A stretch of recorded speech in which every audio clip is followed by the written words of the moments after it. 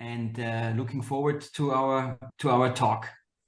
Good. I mean, I've spoken to you a few times. We interviewed you for our magazine. We used to have a magazine at Glassware Bubbly, so I can remember doing that with you. And undoubtedly, I've attended a couple of your events in London with regards to the best glass for the best bottle of sparkling wine. So it's good to speak to you again. What you sent me, which is very kind, I received a box of this English sparkling wine glass. Yes. Riedel. So that triggers my kind of interest, because obviously Glassware Bubbly is all things bubbly. And I've got a selection of wine glasses in the office, and some of those are Riedel, but this one I've not had before. Now this is ultra light, to be honest with you, and it's very, very delicate, flimsy, but you know it's solid as well.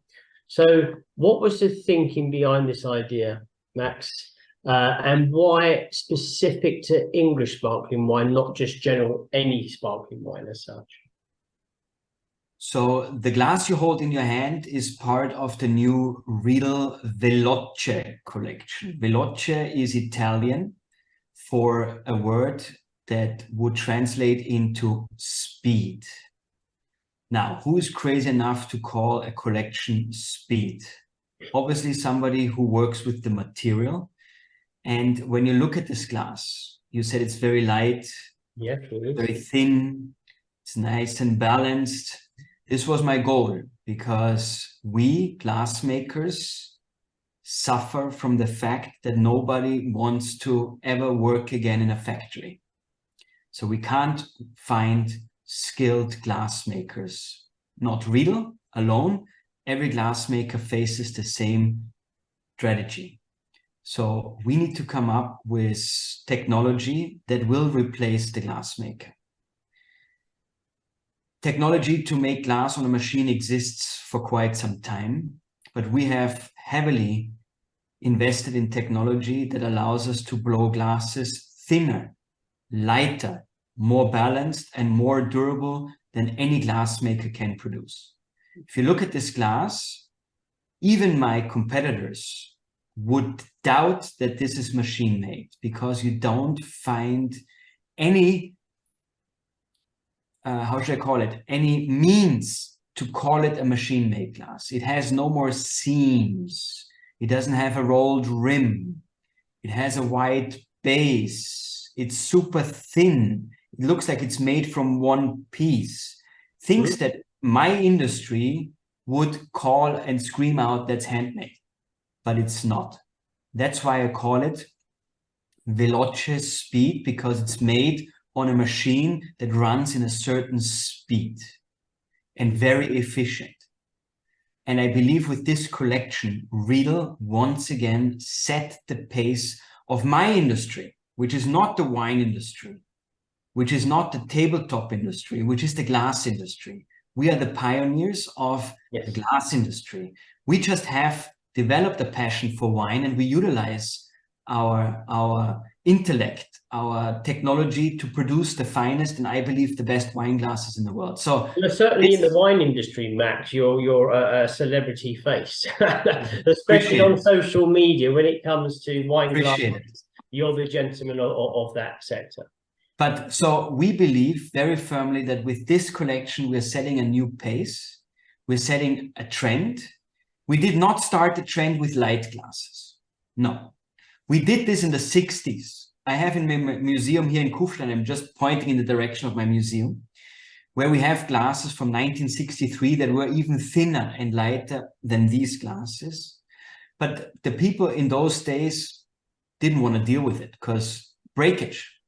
I would say up until 15 years ago, we, the Riedel brand, were always penalized by our customers, calling our glasses too thin, too light, not break resistant enough. All of a sudden, at home, in restaurants, at winery level, everybody uses modern dishwashers that do the job. So very few people still do this, because the new machine, which comes with an upfront investment, does everything for you much better than we will be able to do it ourselves. So the industry did away with breakage. Of course, if you drop a glass, it breaks. Of course, if you mishandle it, it breaks. But Very rarely do we still go through the motion of polishing a glass by hand because the machine does a great job for us. So now we dare to come forward once again with very thin and light glasses. The trend was not set by us. I have to be fair. It was a competitor of mine, and the industry started to rave about it. And we thought, what's going on? We did this. People didn't like us for it. And all of a sudden there's a trend, which is not a new trend, but it's a renaissance of a trend. And all of a sudden people want to go light. So I take this as a personal challenge and say, okay, I'm not doing it by hand. I'm doing it by machine, and I make it even lighter, thinner, and more balanced. And because it's a Riedel glass, more functional than my competition, and you're holding the result in your hand. The glass you're holding in your hand was born for Riesling. Okay. And through many tastings, the first tasting I did with this glass to wow a sparkling wine producer was actually done with Australian sparkling wine producers. And they could not believe what this glass would do. Of course, everybody still uses as a benchmark a flute, maybe a more modern flute, which is a bit wider. Maybe they use a white wine glass. They use the Riedel champagne wine glass, but nobody really dared to go even bigger. You holding in your hand now a glass, which is a very technical glass, which in a restaurant, if you order a glass of sparkling wine, probably the volume is too big because it looks very little in it. But when you order a bottle of sparkling wine, no matter where it's from, of course, you can start serving it in bigger glasses because it's your bottle. And in the old days, we had to deal with the fact that people thought bigger glasses harm the bubbles, which they don't know. You don't do. You know this. So this glass was set and born as a Riesling glass. What does a Riesling glass have in common with a sparkling wine? Acidity. So the glass was born to deal with acidity to begin with. Interesting. Makes sense. And only through trial and error, and you know, when we conduct a workshop for a winery, we send them pre-tasted, I do this myself, a range of glasses from my collection. Obviously some traditional glasses as a benchmark. We ask them to use the glass that they're currently using at the winery. And then some glasses where I try to take them out of their comfort zone by aesthetics, but also by the function. And I just included this glass. And to my surprise, this worked very well. Now, the Australians said, wow. So when I was approached by the English sparkling wine producers with whom we worked a few years back for rosé, you remember that maybe? I came forward with, I believe, 12 or 13 glasses with my UK-based team. We traveled to them, 3 regions that truly produce classified English sparkling wine. And in all the tastings, blind tastings, when I say blind tasting, we had in every tasting roughly 12 people who represented sparkling wine from that region, from that style. And I think you have the press release. It states in there who was participating. We tasted blind their wines, so nobody knew which wines we served. This was very funny and challenging to most of them because some didn't even recognize their wines. Blind tasting, you know how tricky it can be. Yes, yes, indeed. It can be very tricky. And unanimously, everybody selected the glass in front of you as the best vessel to communicate their wine at the very best. When I say their wine at the very best, they re-identified what they grow in terms of fruit in the vineyards, the minerality, the acidity. It showed them their wine at a new level. Some of them couldn't believe that it's their wine because the glass supports wine in such a detailed way. It was a joy to see the sparkle in the eye of the producer. So for Riedel, it's always important to talk to the producers of wine.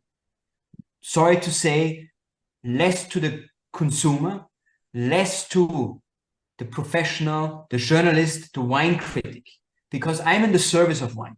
I want to give them the stage. And this glass to me is the perfect stage for English sparkling wine.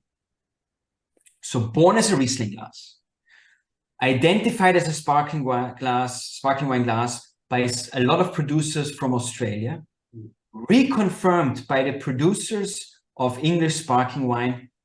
All of them agreed that this is the best glass to show their wine. When I say their wine, it's not only fruit, minerality, it's the complexity and les bulles, the bubbles. Yeah. They feel that this gives, the perfect balance of their wines. And I think that's important, isn't it? I mean, especially to wine critics, wine journalists, the glass dictates how the wine performs. Unquestionably, some glasses perform better than others. And with sparkling wine, I'm always a person that prefers a wider bowl. Or this is fine, less in the glass, should we say, or what we would looks less in the glass, as opposed to anything thinner. I think thinner glasses for me is probably more for a party celebration where you're not taking time to actually take into consideration what you're drinking. Whereas if you want to spend time and enjoy the wine and take in all the aromas and flavors, once it's poured, it's chilled, and then eventually it starts to reach room temperature and it evolves into a whole different wine. But this glass that I like, I've not yet tested it. It's very good. I've only taken it out of the bottle. I've taken it out of the box even. But I do have some English bubbly here, Max. And I've got a Blanc de Noir 2018. Sorry, I'm saying it in French. I've got a Bussy Jacobson. So English sparkling wine. So here we go, nicely chilled. I don't see the glass. If you could raise it. So do me a favor, which is very important. Yes. I would like that you now tilt the glass all the way until the wine meets the rim, all the way. Yeah. And now let the glass run through your fingers, full cycle, 360 degrees. Oh, he's asking for a big task here, Max. I know. But this way, we are eliminating any additional odor that could come from a kitchen cabinet, from a polishing towel. And I would like to point out that in this glass, if it says on the base, English sparkling wine. It does say English sparkling right there. Then you have a scratch point in the center of the glass, a point mousse, which allows the bubbles to rise. I can see the bubbles. Yes. Yes. Yes, indeed. So we've got English sparkling wine here, and I'm just going to go for it. This is what we need here. We need a nice wide bowl and then a little bit thinner at the top so it contains the aroma. Now we need the wide bowl exactly for what you said. The thinner top is only for the flow of wine. I call this the logistics. We want to transfer the message thanks to the narrow rim diameter to the front part of our palate, because this wine comes with a lot of acidity. The goal is now, thanks to the narrow rim diameter, to balance the acidity and to boost the fruit. And that's exactly what you have on your palate now. What I like about this glass is the mouthfeel. And it's the length. This glass prolongs. Well, it's so delicate. As you say, similar to another glass that we know. But what I like, what you said, it's durable. So it's a little bit more robust because, dare I say, the other glass is prone to breakages, which is to be expected from such a glass style. But the lightness of this glass, your attention is drawn on the wine. The weight in your hand is not the glass. The weight in your hand is the wine itself. And you have more control of that wine. Now, I'm swirling the wine. That's just what I do. It's not recommended for everybody. Me too. But you're really getting a feeling. Your vibrations in your hand. You're feeling that wine. Now, the other wine glasses, which I point that way because all the glasses are there, I've got nothing as thin as that. I've got some nice, lovely old coupe glasses that are similar, but that's not for this kind of wine drinking. So what I would like you to do now is take your second favorite glass and pour the same wine. Put it next to it. Put it next to it. Fortunately, I have got glasses here, so I'm going to do that. Dare I say who they are? So if Good. I'm going to do champagne, this is what I have. Understood. And they're all clean. So that's as much as I will put in. I'm just going to put a bit more in here. Yeah, keep the same temperature, please. Yeah.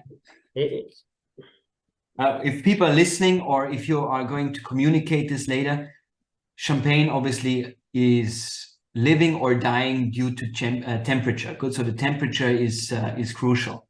I thought this glass was light. I really did when I got these glasses. The weight difference is big time. But yeah, two different style glasses altogether. Yep. We're getting the same kind of visually very similar in their own way, the same kind of color. It's the weight element for me. It's you're feeling you've got a better relationship with the wine in the glass. It's hard to explain. Usually when I'm drinking with this glass, so you know, is I like to leave the wine in the glass to breathe. When I've got a nice bottle, if I've just an ordinary bottle of wine, then one needs to drink it as soon as one can. But I would leave it to hit room temperature, and I find it contains the aromas very, very well. Though this is also fine for that. So please go side by side now and put your nose into the glasses just to, I mean, at the end, wine is all about sensoric. The wine should speak to our senses. And it starts with the feeling of touch, of course, the lightness, the finesse. But then, of course, the nose decides on we want to drink it or not. We want to enjoy it. Are we willing to spend the budget or not for a decent sized bottle? And then, of course, the glass needs to assist us to get everything out of the wine that it has to offer. Well, what I would say, if you ask him we've not practiced this before and I didn't know I was doing this. So I would say with this, and hopefully I'm giving the right answer, I'm getting more of the red berry fruit, because this is the Blanc de Noir. So I'm getting red berry fruit skin on this. Whereas with this glass here, I'm getting the yeasty character, which is strange. So, and the Riedel glass is always in the search for the fruit. Yeast, wine is made out of fruit and yeast. Good. Yeast is only there to turn it into alcohol. Yeast is what I don't like about champagne flutes. Good. This kind of this bready toastiness. That's what people until I would say 10, 15 years ago declared as champagne. No, that's the evil character. Good. We want the fruit on our nose. And this is always the mission of Riedel. We're digging, we're thriving for the fruit. So I said the right thing by the sounds of it, which is good. So yeah. Now feel the effervescence, the length, the structure. Riedel gives the wine a nice weight on the palate. With the taste, the flavors are quite similar. I would say the flavors are quite similar. This is already losing its heat a little bit. The coolness, it's warming up quite quicker than this one, though we did give this a turn and I did add a touch more to it. But I mean, what I like about this wine, this is the first time I've used this glass, is the weight factor. But you still feel you're in control. But nonetheless, it not in a negative way. It's quite flimsy as well. So a little bit, if you don't want me saying, no, don't do it. Don't, you know? I don't need to see this. I'm a glassmaker. I can do it very well. You can bend it even further. Yeah, but I do not want you to get hurt now. Good, because no. But up here, you don't feel too nervous. It's very thin at the top, but you don't feel too nervous. Yeah. The fun thing about this glass is the stem is, if you would have a second and a third glass, even though it's machine made, the stem is pulled in a very modern way, and every stem is slightly different to get the character of handmade. It is fabulous. This is glassmaking 21st century. You know, and I am so proud about the technique, the technology, which is self-taught, self-developed. You can't buy a machine on a market to build a glass like this. You have to build it yourself. And this is the result. And I'm so proud about this part next to the performance that the glass can offer. No, yeah, it's certainly, I mean, again, as I said, I thought this stem was very thin, but this is coming on at least just over half, 2/3 of the thickness in stem, but the weight is really magnificent to this glass. Happy to hear. So for you guys, I'm sure that's going to be highly popular within the industry. But great. So that the wine here was the Bussy Jacobson, just in case, give them a free shout out. So let me just look at the next question. If this is a good question that I put down actually. So Riedel has global recognition, but do you find, and I know wine is not necessarily the sole thing for Riedel, but do you find wine connoisseurs' preferences change from country to country? 100%. I can underline this. The only thing that seems to be consistent is the love and passion for Cabernet. Cabernet is in every market thriving. When I say in every market, means that Riedel is represented in 120 countries. And in 120 countries, the Riedel Cabernet glass from various collections, various price points, but it's always the Cabernet glass, which is our bestseller. Now, when I think about Austria, Germany, for example, the Riesling glass is by far our best-selling white wine glass. When I think about the entire United States, I'm not selling Riesling glasses. I'm selling Sauvignon Blanc glasses. I'm selling Chardonnay glasses. So yes, I can give you in detail, being the #1 wine glass brand in the world in size, in volume, I can give you in detail a breakdown, global markets, which grape varieties the people prefer by simply looking at my numbers, which glasses I sell to which market. It's unbelievable. So that's quite valuable information, isn't it, that you hold there at Riedel? But it's interesting how people's preferences change. Obviously, terroir changes and the grapes and the style of wines globally change, but interesting there. Another question, Max, is, so Glass of Bubbly, we do awards in London every year for champagne sparkling wines. And we have judges that come from around the world to judge. So we have particular styles and fashions, and we different age groups. There's ladies, there's gents that judge for us.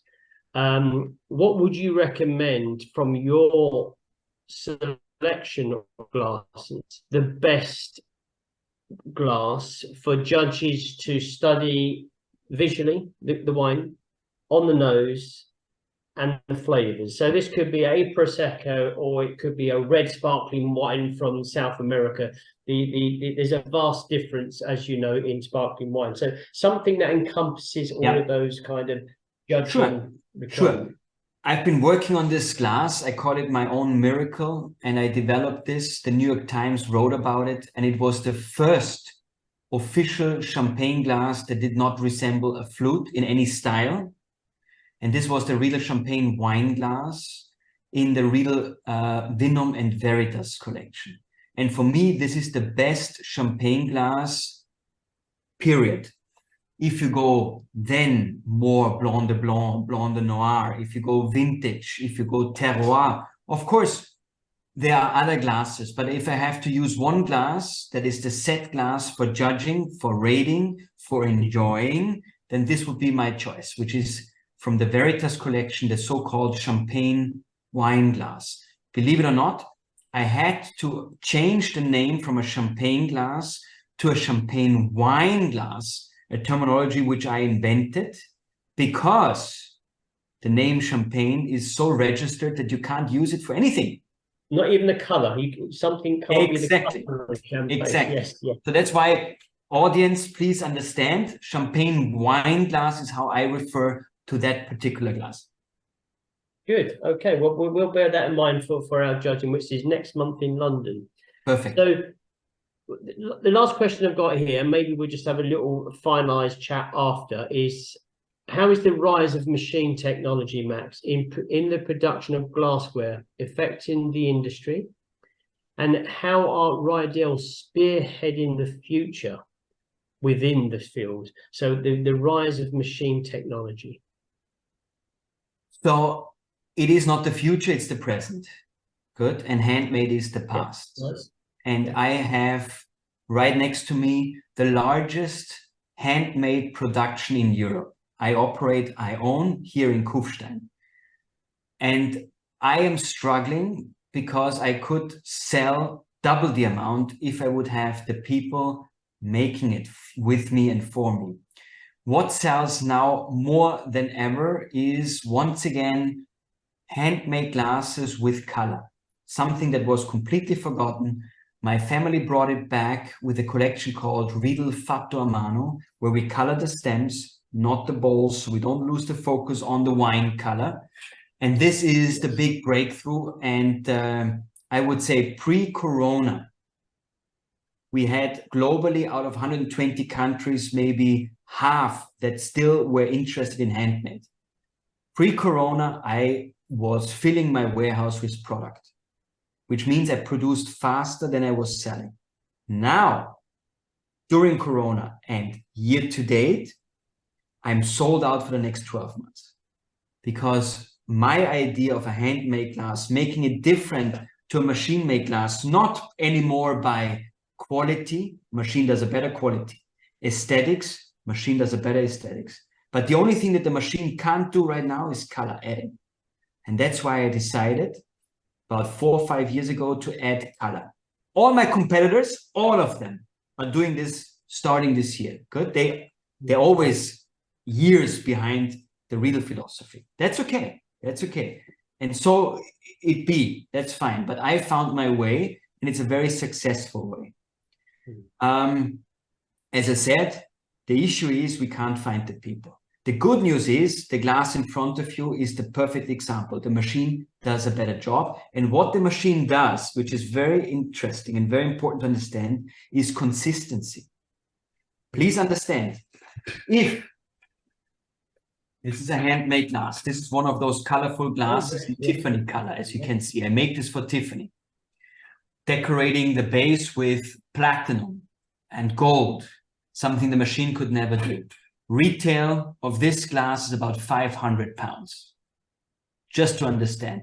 Those are Riedel glasses you won't find in Europe. The market for this is Asia, no doubt. The decoration is applied in Asia. When I say Asia, I'm talking about Japan and not China. It's a very ancient Japanese technique to apply platinum and gold to a thin part of a glass like the base. Good. So when we talk about a handmade and the perfection, every handmade glass is different. Why? Because the bowl is made by one guy. The stem and the base is made by another guy. This is all handmade. The measurement is the eye, which means the stem could be 1 millimeter to 4 millimeters to 5 millimeters longer, which is still within my range. Okay. What happens if this is longer? I need to cut the bowl shorter. Yes. Which means the rim diameter is wider. Yes. Because if somebody buys a set of glasses, they come in sets of 2, in sets of 6. Imagine they would have different heights, people would complain. Yes. So I'm cutting the bowl. So the bowl is suffering, but the bowl is the only way to control the wine flow. So a handmade glass can never give you the satisfaction because it's never precise. It's never perfect. The machine always pulls the same length, the same rim diameter, one after the other. Thousands of glasses made a day. Every glass works the same.